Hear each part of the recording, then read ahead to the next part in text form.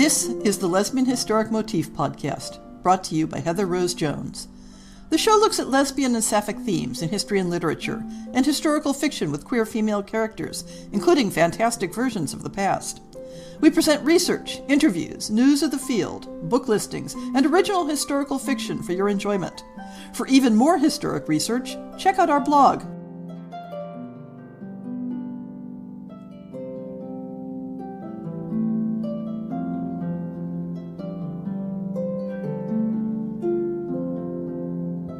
This episode is part of the series Our Favorite Tropes, examining how popular historic romance tropes work differently for female couples than for mixed-gender couples.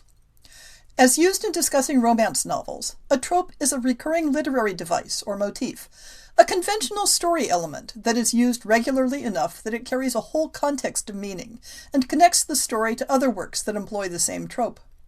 The trope could be a character type, like the knight in shining armor. It could be a situation, like the moment when the detective reveals the murderer. It could be a mini-script, like experienced mentor trains novice to be an expert. One subset of tropes particularly popular in contemporary romance are those focused on specific jobs or careers. In historic romance, you're more likely to find tropes based on social roles than professions, but occupational tropes are still a feature. When I started thinking about doing a show based on actresses, I realized that the situation was more complicated than simply talking about the dynamics of a romantic relationship involving a particular profession. Dramatic performance, especially the aspect of playing out roles with other people, adds in a whole other angle to romantic relationships, especially when those relationships aren't well represented in ordinary society. It can overlap the fake relationship tropes, except that the fakeness of the relationship is overt. But it also overlaps hidden identity or masquerade tropes, except, again, the masquerade aspect is overt. So this trope episode is split into two parts, representing those different aspects. This first episode will look at various ways in which dramatic performance can create space for same-sex female relationships. The second episode will look at the history of women in theater and the points at which the profession of actress intersected with the experience of sapphic relationships, whether in the popular imagination or in the lives of specific people. Dramatic performance can create spaces for same-sex desire in several different ways. The most obvious one is by depicting women loving women in the script. But even if sapphic desire isn't written into the story, the use of cross-gender casting can bring it on stage as the distinctions between the performer and the role become blurred and overlaid on each other. This may happen in contexts where all the performers are women, but the roles involve heterosexual romantic relationships. But some of the most exciting contexts come with the rise of what came to be called breeches roles. That is, when women in mixed-gender acting companies deliberately took on male roles on stage, deliberately taking on a character who romanced women, and becoming an object of desire for male and female spectators alike. And apart from these contexts that create the image of desire between women on stage, there is the opportunity for self-discovery, when an actress who takes on a cross-gender role finds that the situation resonates more strongly than she expected. We'll take a look at each of these in turn. One of the most obvious ways that theater can enable same-sex romance is to tell women that such a thing exists and can be imagined. There are depictions of same-sex desire in prose and poetry, but those are often limited in terms of who has access to them. Theater is usually aimed at a general audience.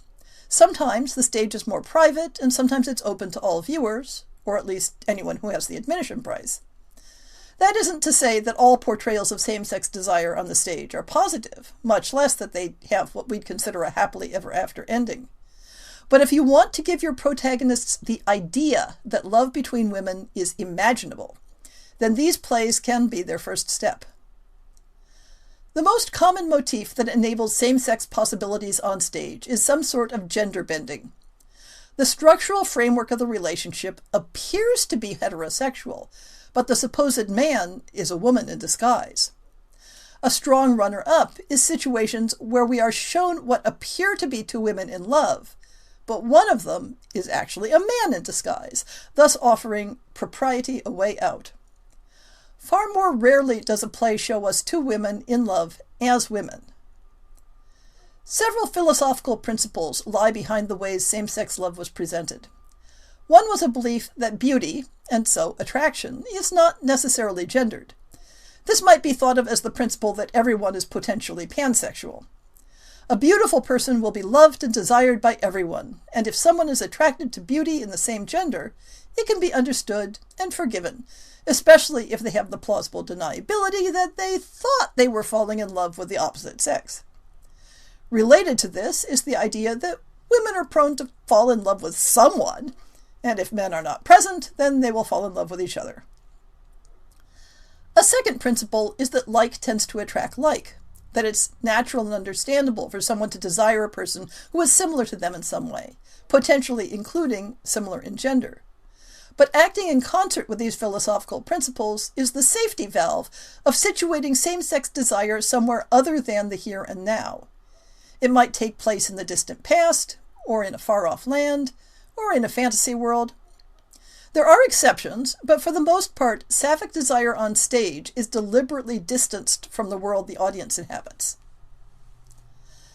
At the other end of the scale, same-sex desire may be played for laughs or derision. The idea of women loving, or simply making love to, each other may be treated as a joke, or be used to shock, or to satirize some group of people by associating them with lesbianism. The tone of the dramatic work will affect which of these options are used. Is it a high-minded drama, a fun-loving pastoral, a lowbrow farce? Each has its motifs and stock characters. To explore the range of material, let's take something of a geographic tour.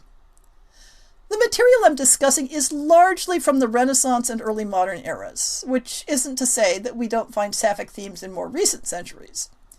As I'm drawing from materials covered in the Lesbian Historic Motif Project blog, there is also some skewing towards English material. But many of the themes, indeed often the plays themselves, were shared across Europe. In some cases, this is due to adaptations of plays from one language to another. But theatrical plots based on female cross-dressing seem to have become generally popular across Western Europe in the early modern period, even when no direct connection can be traced. The available material is also constrained by whether the scripts of plays, or at least descriptions of the plot, were recorded for posterity. For the most part, this means we're looking at a small amount of medieval material and then primarily the 16th century and later. But there are two records of classical era plays that have suggestive content. One of the sources for the early roots of the myth of Callisto and Artemis is a 4th century Greek comedy by Amphis that makes explicit the fact that Callisto believes she had sex with the goddess. The matter is played for laughs as the character protests naively that she has become pregnant by a woman.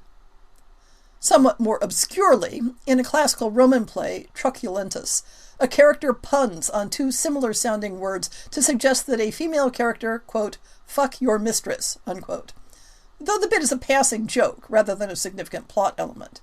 But the joke would not have landed without the audience considering the possibility of the action. Several Italian plays of the 16th century have a central element where a woman cross-dressing as a man attracts the romantic interest of another female character. In La Calandria by Bernardo Dovizi da Bibbiena, published in 1513 and based on a play by the Roman author Plautus, the romantic comedy centers around male and female twins, separated in their youth. Santilla has been living disguised as a boy since she was 6 years old and has taken on her lost brother's identity. Her brother, meanwhile, has fallen in love with a married woman and takes on Santilla's identity to seduce his love without her husband's knowledge. The real Santilla, in male disguise, is tapped to marry the daughter of the man who has become her patron. Both of these contexts create either the illusion or the reality of a woman expressing desire for another woman. Slightly more familiar is the Commedia dell'arte play Glinganati, published in 1531, which is considered the inspiration for Shakespeare's Twelfth Night. As in Twelfth Night, a female twin takes on her brother's identity and finds herself being the go-between for the man she loves with the woman he loves, who then falls in love with her in disguise. I'm going to talk about both the Italian and Shakespeare plays together because the contrasts are interesting. The Italian play is far more overt about the possibility of the disguised heroine standing in for her brother sexually as well as socially. Where Shakespeare's cross-dressed heroines often emphasized their conventional feminine natures and desires, the Italian heroines focus more on the social constraints and expectations of gender roles, and the potential legal consequences of carrying the role into another woman's bed. The homoerotic tension in this genre of play is resolved via the convenient twin brother motif, but also by creating a familial bond between the two women, typically mediated by marriage of one to the other's relative. Homoerotic desire is not repudiated, but is diverted to an acceptable form. When Glingonati was first performed in Italy, it would have been by an all-male company, but commedia troupes were incorporating women across the later 16th century, and by the time Shakespeare's play was written, an Italian equivalent would have had actresses playing the female parts. The original performance of Glingonati was produced and dedicated to a primarily female audience. From this, we must assume that depictions of female homoeroticism must have been expected to entertain and please women. And some scenes in the play imply that sex between women might be accepted and excused. Frequently in plays with this motif, the women initially cross-dress for the safety and mobility it affords them, or even in support of heterosexual desire, which gives them a realistic and excusable motivation. The plays embrace both tragic and comedic potential in the motivations and consequences. The desiring women of the Italian plays express more physicality, whereas Shakespeare's heroines feel a more diffuse, romanticized yearning. In Glingonati, Isabella, in her desire for the disguised Lelia, is described as being in heat and masturbating when thinking of her beloved. While female homoeroticism is treated more openly in Italian theater than on the English stage, it was more closely policed in Italian culture and law, which provided a clear vocabulary for such acts. English society and law expressed anxieties about cross-dressing and gender roles, but shied away from overtly acknowledging female homosexuality, and had no laws addressing it. Another difference is that Shakespeare's Olivia has far more social power and freedom than her Italian counterpart. Olivia has power over her potential suitors, while Isabella, in Glingonati, is under others' control and seeks her goals through deceit. In the Italian play, the cross-class nature of the forbidden relationships is more highlighted than the cross-dressing. Thus, Italian cross-dressing comedies are translated for an English audience in a variety of ways while still retaining the central motif and ambiguous sapphic desire.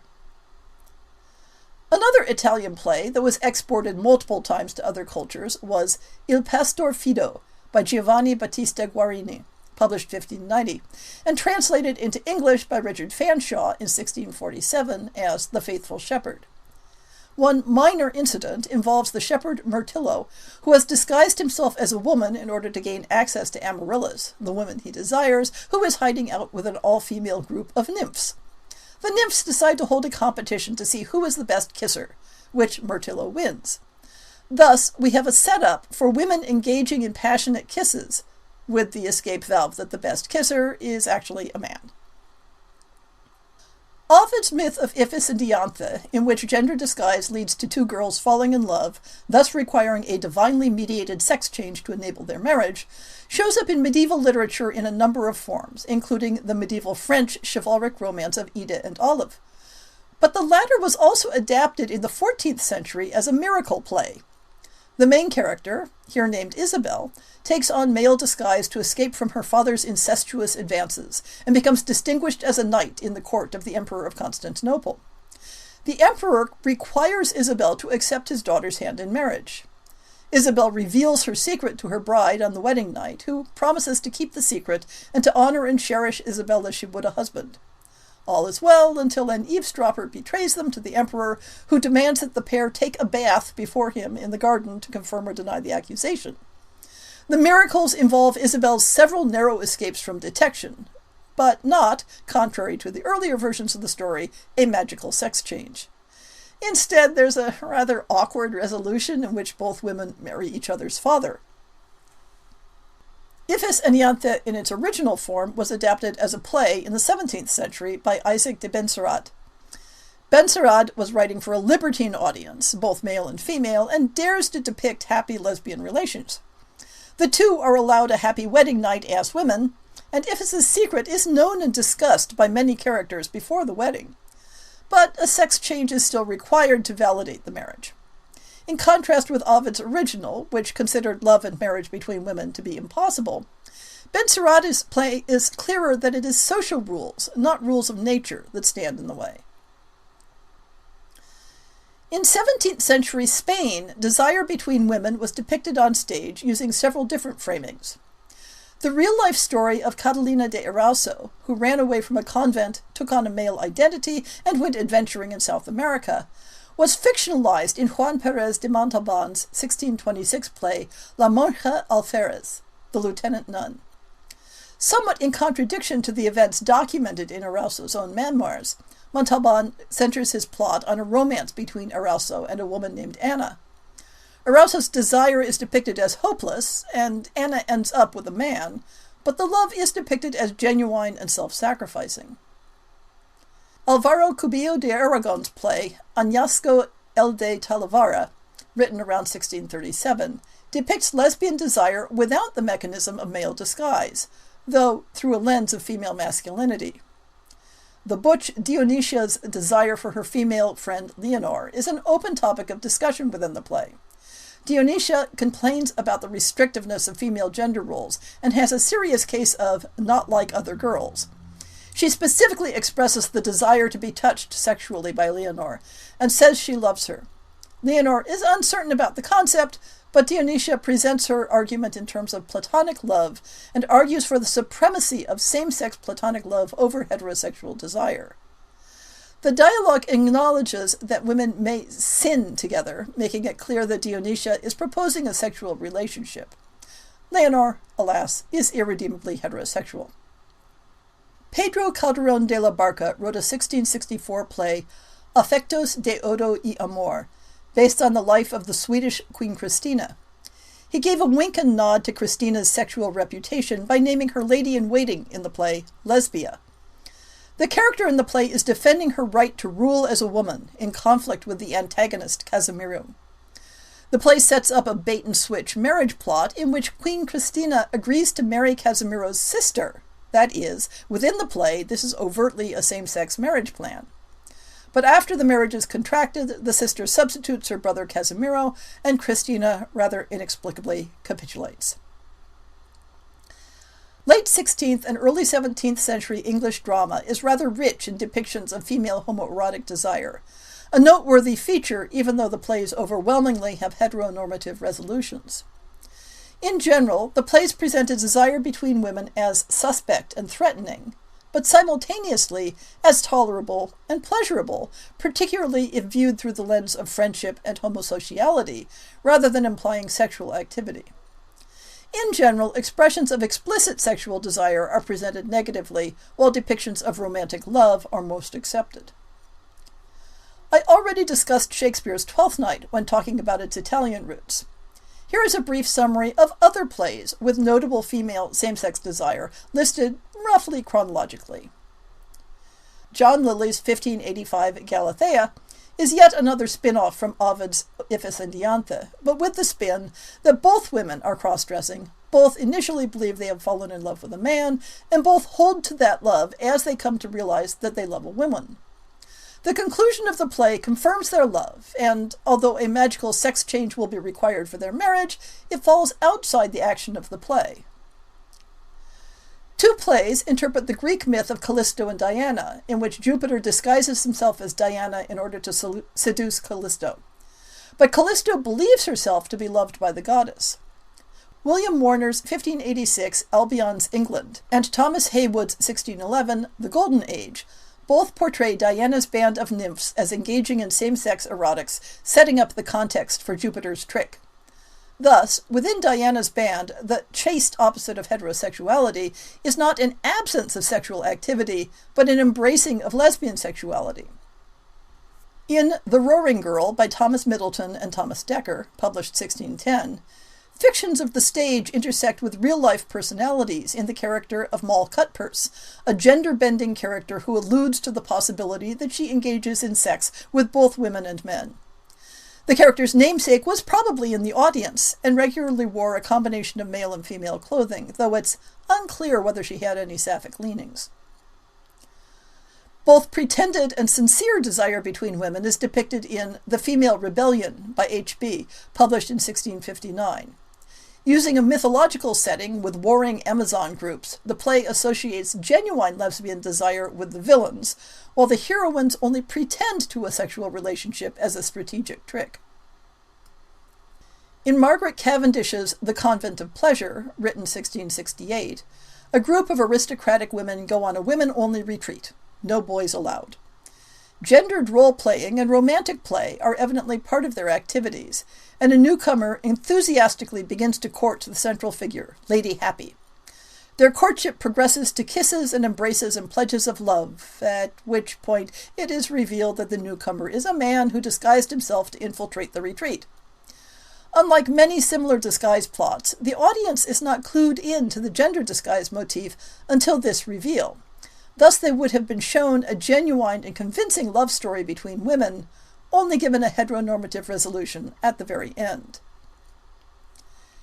Even plays that don't make apparent same-sex desire a central motif either introduce or reinforce the knowledge that women can engage in sex together. In Aphra Behn's 1681 The False Count, a character acknowledges this potential, saying, "I have known as much danger hid under a petticoat as a pair of breeches. I have heard of two women that married each other." The 1684 libertine play, Sodom, or The Quintessence of Debauchery, attributed to John Wilmot, has sexually frustrated women using dildos on each other. Theatrical opportunities for female homoeroticism also included a fashion for assertive female characters who, as part of the script, seized on excuses to cross-dress for extended periods and to flirt with other female characters in this guise. Less formal theatricals, such as masks, were another context where cross-dressing might lead to same-sex flirtation and more, and several early 18th century pamphlets warned against the practice for exactly this reason. Homoerotic content in the scripts of the plays themselves is the most obvious way for audiences of plays to get ideas about sapphic possibilities. But just as gender disguise plots were a mechanism for introducing those possibilities to the characters, performers in cross-gender roles could create similar possibilities for both players and audience, even when the script itself was utterly heterosexual.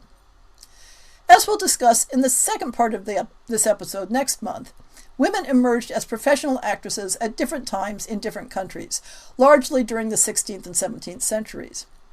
But women acted in non-professional contexts across a much wider span of time, whether it was local religious pageants, private entertainments, or formal masks at court and in the houses of the aristocracy.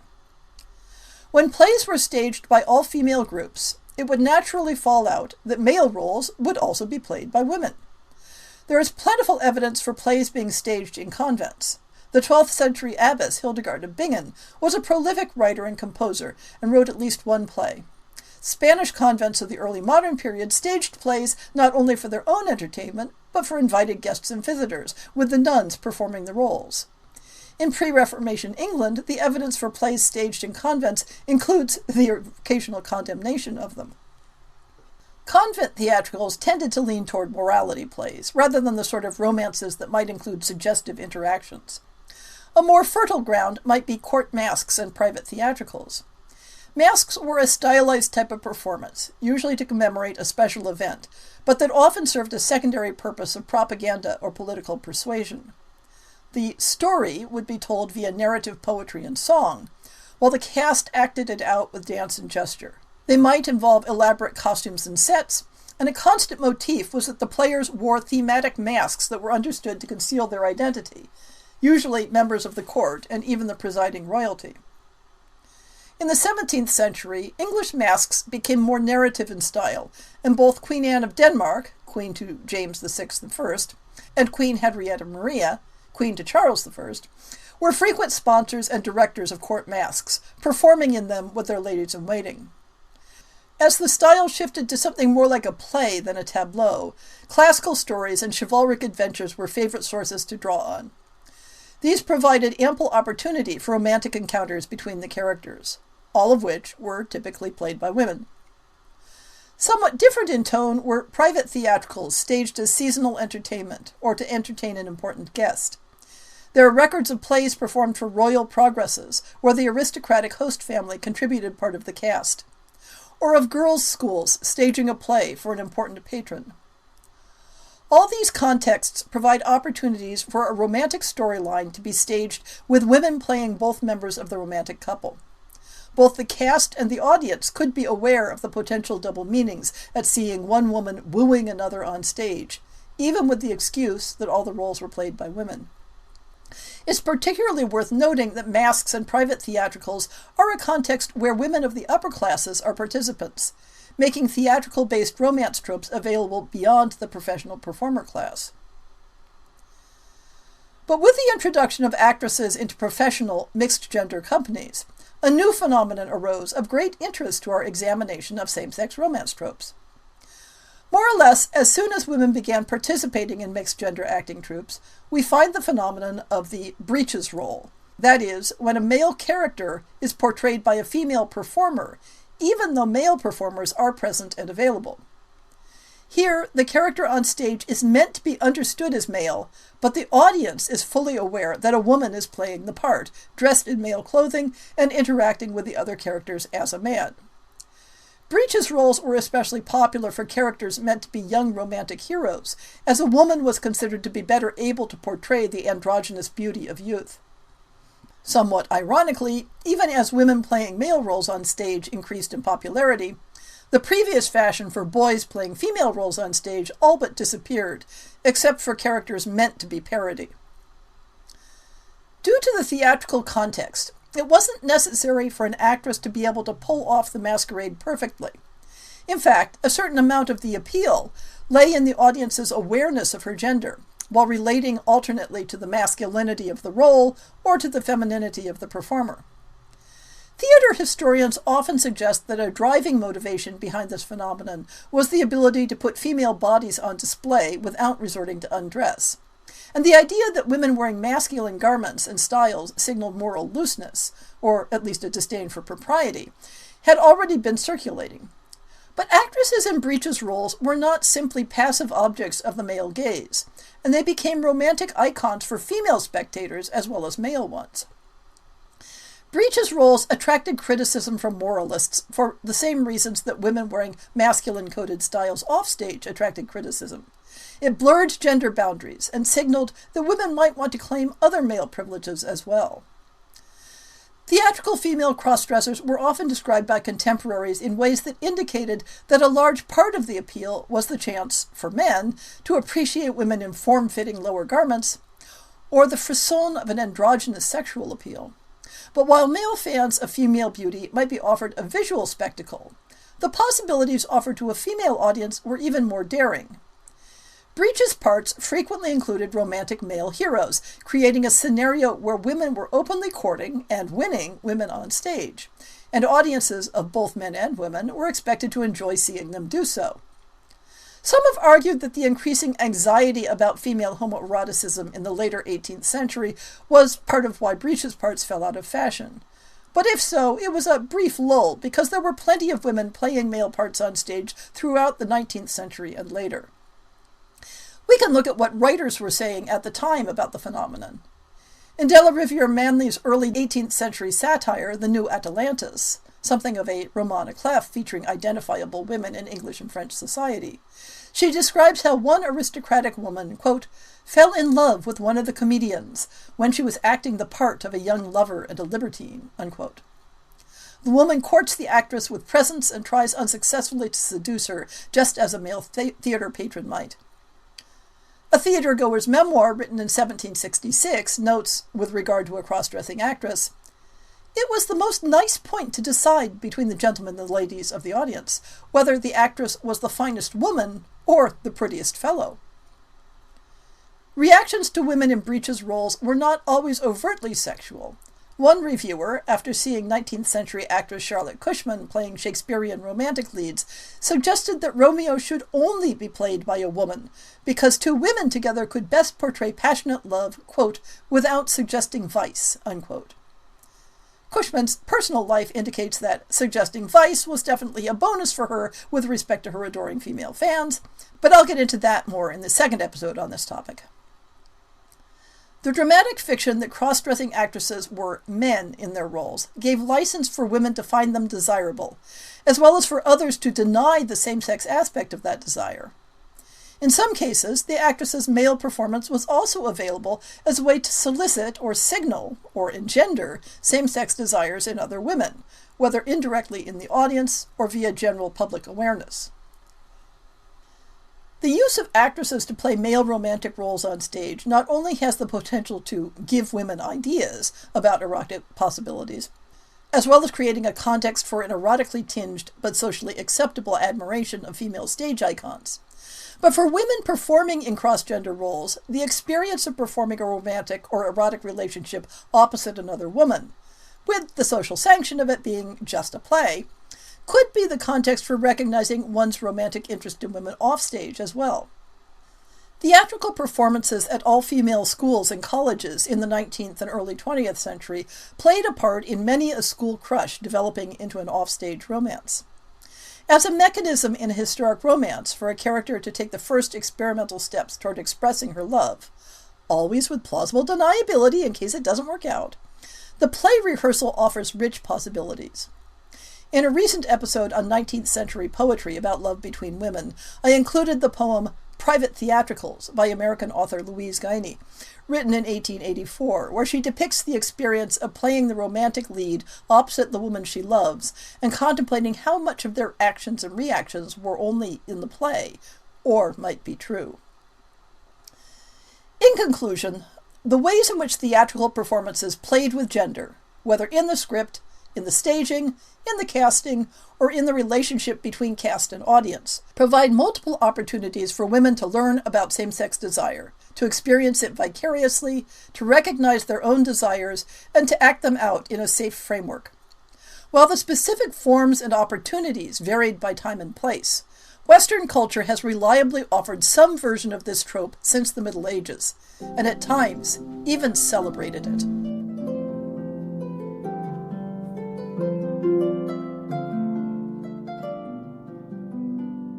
I hope you've enjoyed this episode of the Lesbian Historic Motif Podcast. See the show notes for links to people and topics. Most shows will have a transcript linked as well. If you have a book announcement, a topic suggestion, or might like to appear on the show, please drop me an email. If you enjoyed this podcast, please rate it and subscribe on your favorite podcast app, and consider supporting our Patreon.